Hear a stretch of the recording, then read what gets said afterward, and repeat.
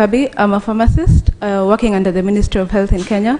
My previous posting was in the team that was charged with designing the universal health coverage approach, and it's that experience that I hope to bring to this panel today.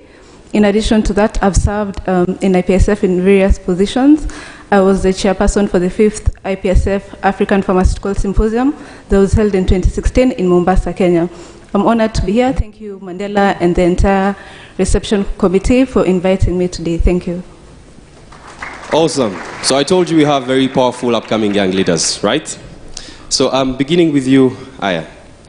IPSF is leading international... And the students to be actually the policy maker of the future, or the policy activists who will actually lead the agenda for the universal health coverage to the future. Thank you very much. So basically you're enabling young people to get on to start the process early, so that they're able to, in the future, they can be able yes, take and on that. If I can add, I think for anything related to the health agenda, if you actually want to enforce some change or we want to make something to be improved, whether in UHC or in all health-related agendas, it's very important that you train those health workforces or those policymakers. So we set the agenda, we prepare the young pharmacists, and hopefully when they graduate or when they enter the arena of health and policy making, they are very much educated. And this is an agenda that we have been carrying out, especially this year with the President and the Policy Committee, to make sure that we have a full orientation of what could be actually discussed and how we can lead those agendas in order to be enforced or in order to be heard. And most importantly, to save our seat on the table, and to make sure that the pharmacist stance and the pharmacist's opinion is there when we're talking about the universal health coverage. Thank you very much for that. Going to you, Otinia. Africa currently has a young population that's over 65% of the people being under 35. As the chairperson for the African Regional Office, what is happening on your front with the specific context of Africa with regards to UHC and even other areas in healthcare? Okay, thank you very much. Yes, it's true. Africa is the youngest continent regarding the high percentage of youth representation we have today. As Afro, part of the IPSF, adding to what Jamal we do globally, specifically on our regional level through our members, we do different projects, mainly that goes to the primary health care. So because we work on awareness, we work on early detection of diseases, mainly non-communicable diseases, and also when we get some partners, we go to the SRHR, Sexual and Reproductive Health Education. Yes, then with those, with different partners that we may get in the government or non-government organizations, we work on advocating for different agendas, mainly in health. So that's that we goes with mainly WHO, and we used to sit at the WHO Regional Committee meeting. We have not yet got some statement there, but this time we are planning to go and sit and have our statement from the project we are doing. Like currently, some associations were running nationwide campaigns. I cannot what have been done in Tanzania. They're running an antimicrobial resistance campaign countrywide. Here in Rwanda, they have done a nationwide diabetes awareness campaign, and we have been addressing different challenges or different contexts of how the population sees things. So that's how we get our content, so that from those information I've got for the survey that we have done, we can present it to the policymakers, the government and non-government, so that they can help us push let our voice be heard, so that we can make a change regarding the issues that are found on the ground. Thank you. And from what I'm understanding from both the panelists that I've just spoken, it's basically there's a lot that's going on that young people are doing. And there are already started initiatives where they're going to the table. And coming back to what some of the challenges that affect most young people, access to sexual and reproductive health and rights is one of the biggest challenges, and particularly when it comes to women and girls. So you mentioned you do work in SRHR, and you're coordinating the activities within HDI. So what role do you see that young people can play to make sure that this access is actually available? Because once again, UHC is the ability for people to have access. So Thank you. Youth can play a big role in the implementation of programs or in development of SRHR policies that can help real young people so that they can have access to universal SRHRs, either services or information. Looking at HDI, what we do, we help young people, we nurture them into becoming advocates. So at HDI, we do a lot of, we have a lot of programs. Among them, we have advocacy programs. We have combined. Young people can really play a big role if we want them to participate in matters that affect their lives, then we will be increasing universal access to SRHR services and information to young people. Thank you. So also in addition to that, it's basically, there's a lot that's already happening. Young people are doing a lot already.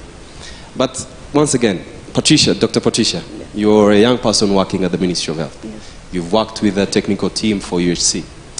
And universal health coverage is a responsibility primarily for the government to ensure that the people's health as a social contract. Mm-hmm. So what have you been doing, and what do you see young people can actually do to make sure that the governments are able to, one, be able to bring them on board, two, to provide the access, and also make sure that they deliver on what they promised? Mm-hmm. And thank you, Mandela. You're right. Universal health coverage is a primary responsibility of governments. I'll give an example of my country. President Uhuru Kenyatta, upon his re-election in 2017, came up with agenda that will be his focus for the next 5 years. And one was universal health coverage. And just by that declaration, we got to see a lot of support, both locally and even internationally.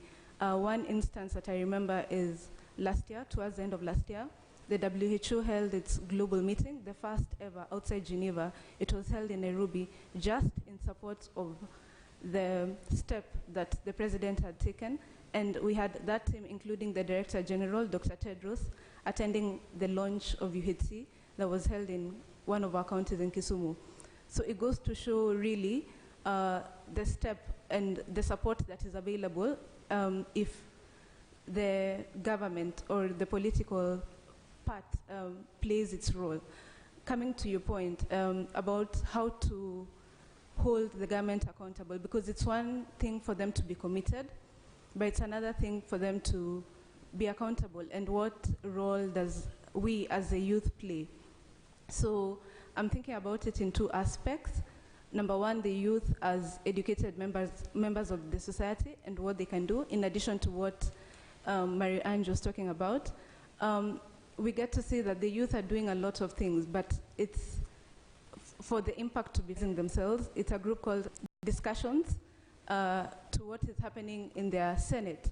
So whatever the Senate is discussing, the youth are also discussing and giving their input.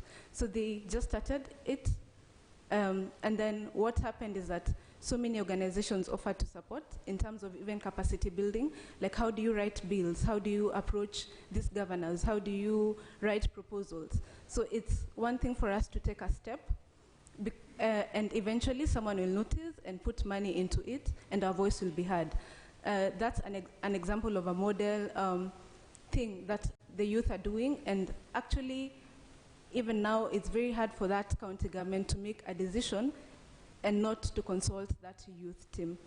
Another thing, the second thing is the youth as members of who we are today as health professionals, which is basically everyone seated in this room today, and the role we can play as young pharmacists in making an impact even at government level and government policies. Again, I'll give an example. So in Kenya right now, normally we have the Pharmacy and Poisons Board, which is the regulator of drugs, and then we have the Kenya Bureau of Standards, which is the regulator of food and other consumables. So recently there has been a bill in Parliament to try to merge it into what they're calling the Kenya Food Drug Act. I would presume it's what, for example, they have in the United States, the FDA. So they want to merge that, but already the Pharmacy and Poisons Board and the Kenya Bureau of Standards are overwhelmed as it is So we as young pharmacists have taken that and we've run with it, and we just trying to get the attention of the government, because they can't pass this as an agenda. It doesn't have to, like, to be the West in everything, that already two bodies exist. So I would encourage us as young people to speak courage fluently, to do whatever it is that we want to do. Eventually someone will notice, and whether it's putting money into it, whether it's supporting us in terms of capacity building, and soon enough even governments will start to take notice of it. Thank you.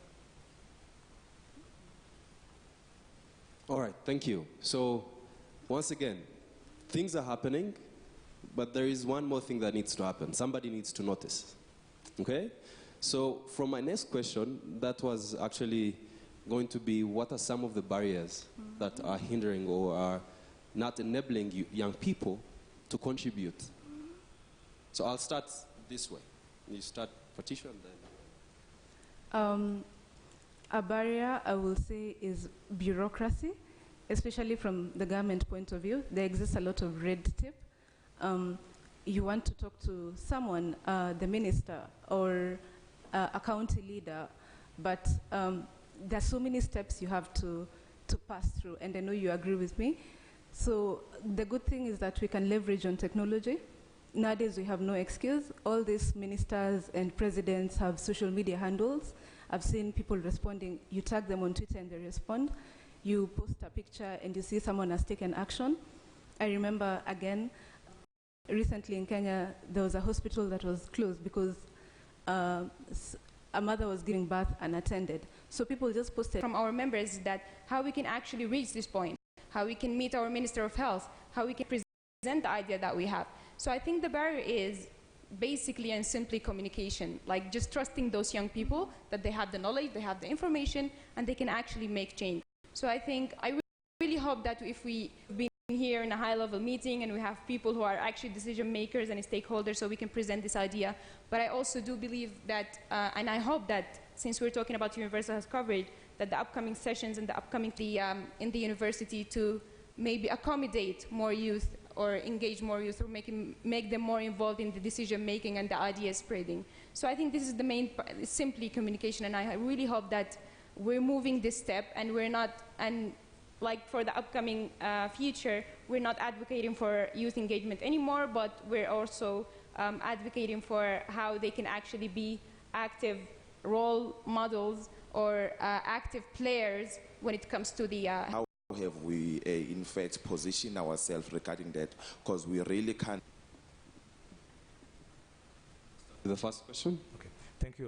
When I said the lack of capacity building is that we're young professionals, we have got our about a certain... So when I'm talking about the lack of capacity building, it means if we need to make our voice heard, how we make the approaches maybe to reach to the policymakers, because we have found that we have the challenges of the bureaucracy when we try to approach, but also we still lack sometimes those skills that need us to be on, so that how can we address or to make it be we can't be able to address it properly or the terms that the...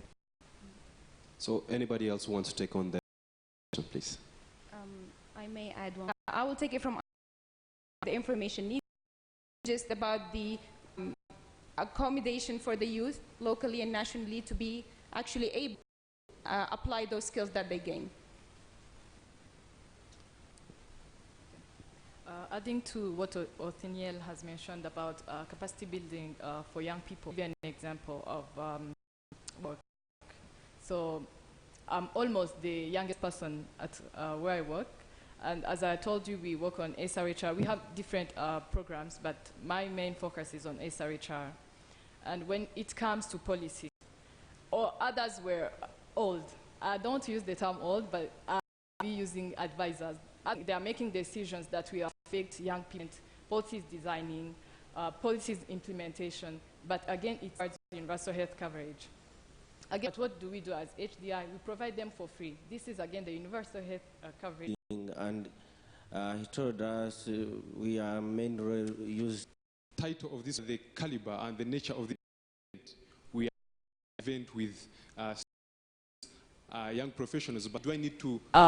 in the future for you to achieve what you want? And for information, so in Rwanda, in few months ago... Who are in Ipsf and look also outside, people who are outside the federation, how can... You're approaching these people, and really, they make these positions available for you. We hope that this seat at the table, we're going to have our voice being heard, and we're going to have the stance being there on the global health. And the government, but what about you can make use of, for sure. Those are all opportunities that you can actually make yourself exposed as a young pharmacist and try as much information as possible, yes, but all this is an opportunity that young can make use of. This is very fast. I'm sure they're about health policy. It's the concept. Valley Convention Center, so please a big round for them. They are responsible, beautiful, wonderful for Rwanda. Big thanks also to GSK, MSD, Africa Medical Supplier,